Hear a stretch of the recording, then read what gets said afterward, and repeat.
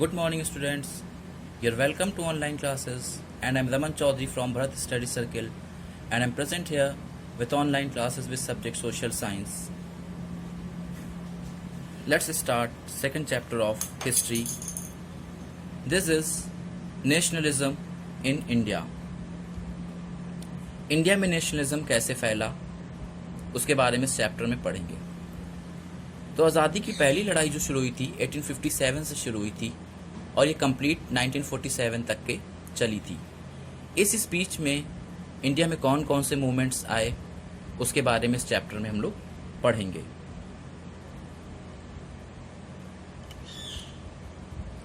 Question, this is objective type of question. Question number 1, Mahatma Gandhi organized a satyagrah in support of cotton mill workers of Ahmedabad in which of the following years? Gandhi ji ने अहमदाबाद में cotton mill के workers के support में सत्याग्रह शुरू किया था। किस साल में? 1918 में गांधी जी ने सत्याग्रह शुरू किया अहमदाबाद में कॉटन मिल वर्कर्स के सपोर्ट में 1918 में। Question number 2, In which of the following Indian National Congress session the idea of non-cooperation movement was accepted? Indian national Congress की मीटिंग हर साल अलग अलग जगहों पर होती थी, तो उसकी किस मीटिंग में नॉन कॉपरेशन मूवमेंट के आइडिया को एक्सेप्ट किया गया था? तो answer is Kolkata session 1920। Calcutta में जो अधिवेशन हुआ था 1920, उसमें नॉन कॉपरेशन मूवमेंट के आइडिया को एक्सेप्ट किया गया था। Question number 3, which one of the following agreements gave reserved seat to the depressed classes in provincial and central legislative councils? इनमें से किस एग्रीमेंट के अंतर्गत provincial and central legislative councils की जो डिप्रेस्ड क्लासेस थी उनके लिए रिजर्व सीट्स रखी गई थी? तो पूना पैक्ट के अंतर्गत जो डिप्रेस्ड क्लासेस थी उनके लिए रिजर्व सीट की व्यवस्था की गई थी। Question number 4, who among the following created the first image of Bharat माता? भारत माता की पहली इमेज किसने बनाई थी? तो अबिंद्रनाथ टैगोर ने पहली इमेज बनाई थी। Question number 5, which of the following combination of colour was there in the Swaraj flag design by Gandhi ji in 1921 में? गांधी जी ने 1921 में जो स्वराज फ्लैग बनाया था उसमें कौन से कलर्स रखे गए थे? तो answer is red, green and white. ये 3 कलर रखे गए थे, red, green and white. Question number 6, which one of the following viceroy announced vague of the dominion status for India? Dominion status का मतलब क्या होता है? ब्रिटिशर्स द्वारा ये कहा गया था कि आप भारतीय लोग जो हैं अपनी सरकार बना सकते हैं, ठीक है, लेकिन डिफेंस रिलेटेड और फॉरेन मैटर्स से रिलेटेड आप अपने कोई काम नहीं कर सकते। ये काम ब्रिटिशर्स के हाथ में ही रहेंगे, तो उसको हम लोग डोमिनियन स्टेटस के नाम से जानते हैं। तो ये डोमिनियन स्टेटस जो था इसको कौन लेकर के आया था अक्टूबर 1929 में? तो वो थे लॉर्ड इरविन लेकर के आए थे। Question number 7, which one of the following was the main reason to withdraw non cooperation movement? Non cooperation movement को वापस लेने का मेन उद्देश्य क्या था? Movement turning violent. ये मूवमेंट बहुत ज्यादा वायलेंट होता जा रहा था, ठीक है, जिसकी वजह से गांधी जी ने इसे वापस लिया। Question number 8, the non cooperation movement began on which of the following dates? Non cooperation movement इसमें से किस डेट को शुरू हुआ था? तो 1 अगस्त 1920 को। Question number 9, who wrote the book Hind Swaraj? Hind Swaraj book को किसने लिखा? महात्मा गांधी ने। Question number 10, Abdul Gaffar Khan was devout disciple of which one of the following leaders? Khan Abdul Gaffar जो थे वो इनमें से किस लीडर के मेन शिष्य थे? तो आंसर इज महात्मा गांधी के वो शिष्य थे। This is very short questions. Question number 1, name any two method use by Gandhi ji to fight against the Britishers. Britishers से लड़ने के लिए गांधी जी ने कौन कौन से मेथड्स अपनाए थे? तो पहला था सत्याग्रह शुरू किया और दूसरा था non violence. Question number 2, name the places where satyagraha launch by Gandhi ji. उन जगहों का नाम बताइए जहां पर गांधी जी ने सत्याग्रह को शुरू किया। तो चंपारण बिहार, खेड़ा गुजरात, अहमदाबाद गुजरात, साउथ अफ्रीका, ये वो जगहें थी जहां पर गांधी जी ने सत्याग्रह को लॉन्च किया था। Question number 3, when was the non cooperation movement started and when it was withdrawn by Gandhi ji, give reason. Non cooperation movement कब शुरू किया गया और गांधी जी ने इसको वापस कब लिया, give reason. Non cooperation movement was started in 1920। Non cooperation movement 1920 को शुरू हुआ and it was withdrawn by Gandhi ji in 1922। Gandhi ji ने इसे 1922 को वापस ले लिया था। Because of violent incident in Chauri Chaura. Chauri Chaura में एक भयानक इंसिडेंट हुआ था जिसके कारण गांधी जी ने इसको वापस ले लिया था। चौरी चौरा की इवेंट जो थी 5 फरवरी 1922 को हुई थी।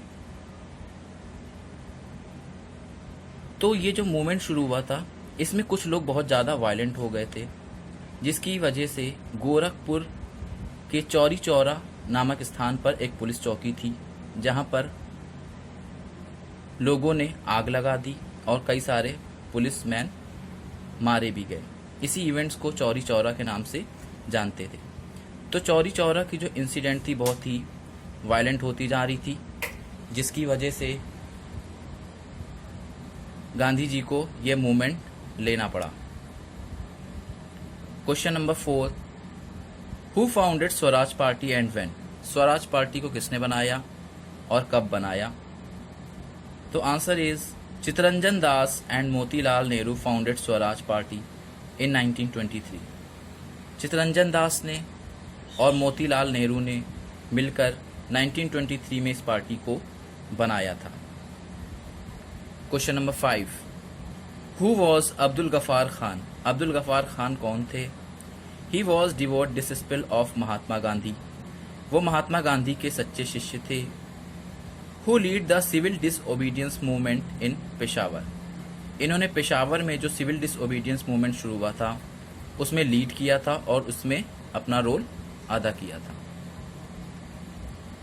Question number 6, state the importance of the Lahore Congress session of 1929। Lahore Congress session जो 1929 को हुआ उसका इम्पोर्टेंस क्या है उसको बताइए।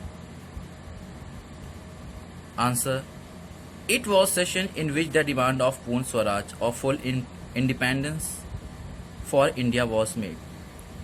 ये वही सेशन था जिसमें पूर्ण स्वराज की डिमांड को रखा गया था और पूरी तरीके से इंडिया को आज़ाद की डिमांड रखी गई थी। Question number 7, who launch civil disobedience movement and when. Civil disobedience movement किसने शुरू किया? Mahatma Gandhi in 1930। Question number 8, what was Gandhi Irwin pact. Gandhi Irwin pact क्या था? The pact was signed between Gandhi ji and Lord Irwin on 5 March 1931। ये pact sign किया गया था गांधी जी और लॉर्ड इरविन के बीच में 5 मार्च 1931 को। Under this pact Gandhi ji consented to participate in round table conference. इस एग्रीमेंट के अंतर्गत गांधी जी ने ये डिसीजन लिया था कि वे राउंड टेबल कॉन्फ्रेंस में पार्टिसिपेट करेंगे जो लंदन में हुई थी। And government agree to release all political prisoners. और जो गवर्नमेंट थी वो एग्री हो गई थी कि जितने भी पॉलिटिकल प्रिजनर्स हैं, कैदी बनाए गए हैं पॉलिटिकल लोगों को, उनको आज़ाद किया जाएगा। Question number 9, why doctor Bhimrao Ambedkar clashed with Mahatma Gandhi at the second round table conference. Second round table conference जो हुई थी लंदन में, उसमें भीमराव अंबेडकर और महात्मा गांधी के विचार कैसे क्लैश हुए? तो Bhimrao Ambedkar clashed over the issue of separate electorates for Dalit. उसमें भीमराव अंबेडकर ने अपनी राय रखी थी कि दलित लोगों के लिए अलग से इलेक्शन की व्यवस्था की जाए, इसलिए उनके विचार महात्मा गांधी से क्लैश हुए थे। Thank you. This is short questions from chapter 2 from history, and the name of the chapter is Socialism in India. This is short questions. Question number 1, what was satyagrah?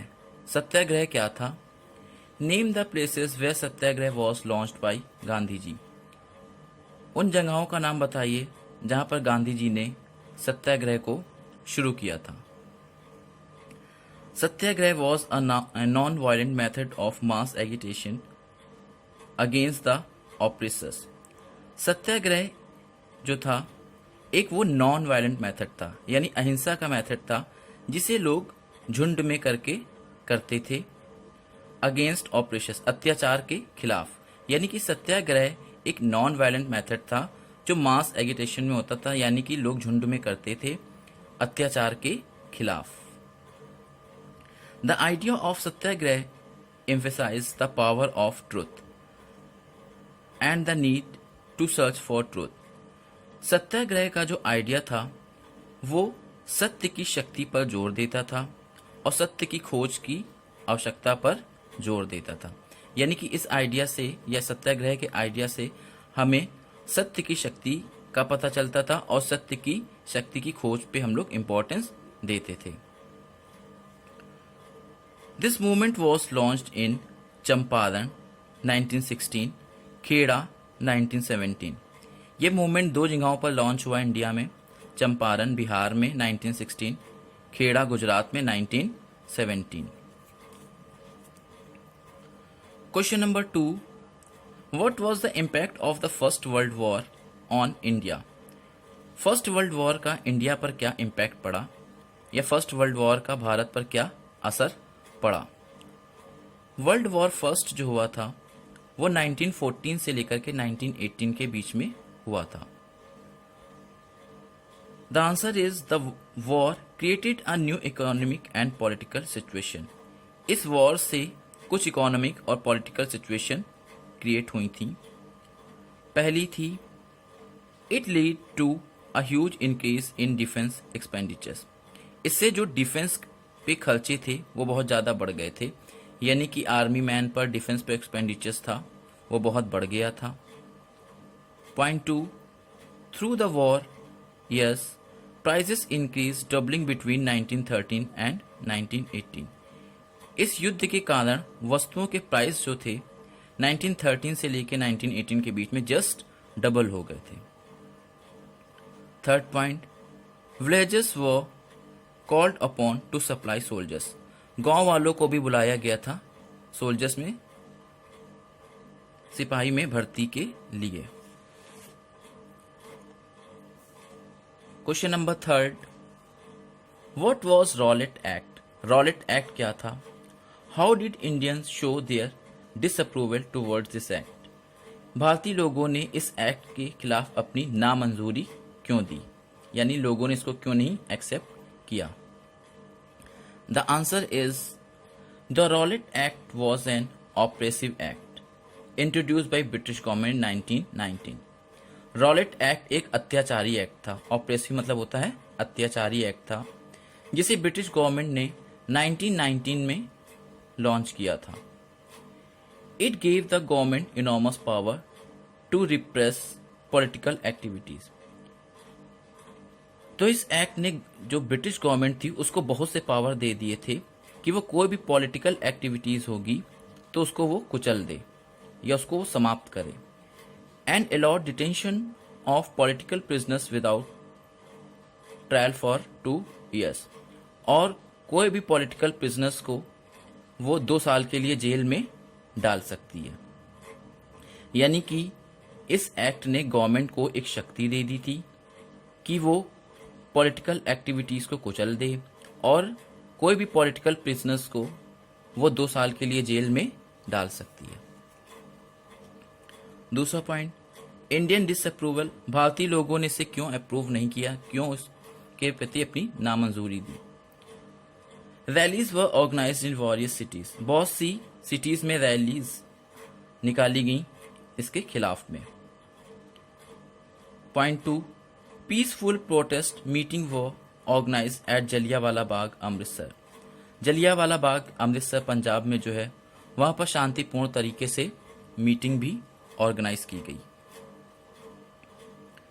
Question number 4, analyse the circumstances which led to the Jallianwala Bagh incident, कौन से points थे जिनकी वजह से Jallianwala Bagh incident हुई थी। Point 1, Rowlatt act, this act was passed by British government, इस act को ब्रिटिश गवर्नमेंट ने पास किया था। This act gave enormous power to police to arrest anyone without any trial, इस एक्ट ने पुलिस को बहुत से पावर दे दिए थे कि किसी व्यक्ति को बिना किसी ट्रायल के वो जेल में डाल सकती है। दूसरा पॉइंट, रॉलेट सत्याग्रह, रॉलेट के लिए satyagraha, Gandhi ji decided to launch Rowlatt satyagraha, rallies were organised in various cities, Gandhi ji ने डिसाइड किया कि वो इसके खिलाफ में सत्याग्रह शुरू करेंगे, रैलीज निकाली गई शहरों में। British government decided to arrest Indian leaders, और ब्रिटिश गवर्नमेंट ने डिसाइड किया कि वो इंडियन लीडर्स को जेल में डाल देगी। Martial law, seeing the people's reaction against their leaders, police imposed martial law in Amritsar, लोगों का इस तरीके से उग्र रूप देख करके ब्रिटिश गवर्नमेंट ने अमृतसर में पूरे मार्शल लॉ लागू कर दिया। On 13 April 1919 general Dyer fired at the people, जब लोगों का झुंड वहां पर सभा लगा करके बैठा पॉलिटिकल प्रिजनर्स को छुटवाने के लिए, तो जनरल डायर ने 13 अप्रैल 1919 को वहां पर फायर करने का ऑर्डर दे दिया। तो इन्हीं सारी पॉइंट्स की वजह से, इन सारी इवेंट्स की वजह से जलियांवाला बाग इवेंट हुआ था। Question number 5, why was Simon commission constituted, Simon commission क्यों बनाया गया। Why was the commission rejected by the Indians, भारतीय लोगों ने इस साइमन कमीशन का बहिष्कार क्यों किया और उसे एक्सेप्ट क्यों नहीं किया। Answer is, the Indian members of Central Legislative Assembly exposed the drawbacks in the Government of India Act 1919 AD. British government ने इंडियन एक्ट 1919 बनवाया था, यानी कि गवर्नमेंट ऑफ इंडियन एक्ट 1919 बनाया गया। तो इंडिया के जो मेंबर्स थे सेंट्रल लेजिस्लेटिव असेंबली के, उन्होंने इसकी कमियों को उसमें दर्ज करवाया। As a result of it, Simon Commission was appointed in 1927 AD. इसकी कमियों को दूर करने के लिए साइमन कमीशन को अपॉइंट किया गया था 1927 को। To suggest any further constitutional reform, अगर संविधान में किसी तरीके का कोई सुधार करना है, कुछ करना है, तो इसके लिए साइमन कमीशन बनाया गया था 1927 को। इसका बहिष्कार क्यों किया था लोगों ने। However Indian boycotted the Simon Commission because there was no Indian members in this commission, भारतीय लोगों ने इसका बहिष्कार इसलिए किया क्योंकि इसमें कोई भी इंडियन मेंबर नहीं था, सारे ही ब्रिटिशर्स थे।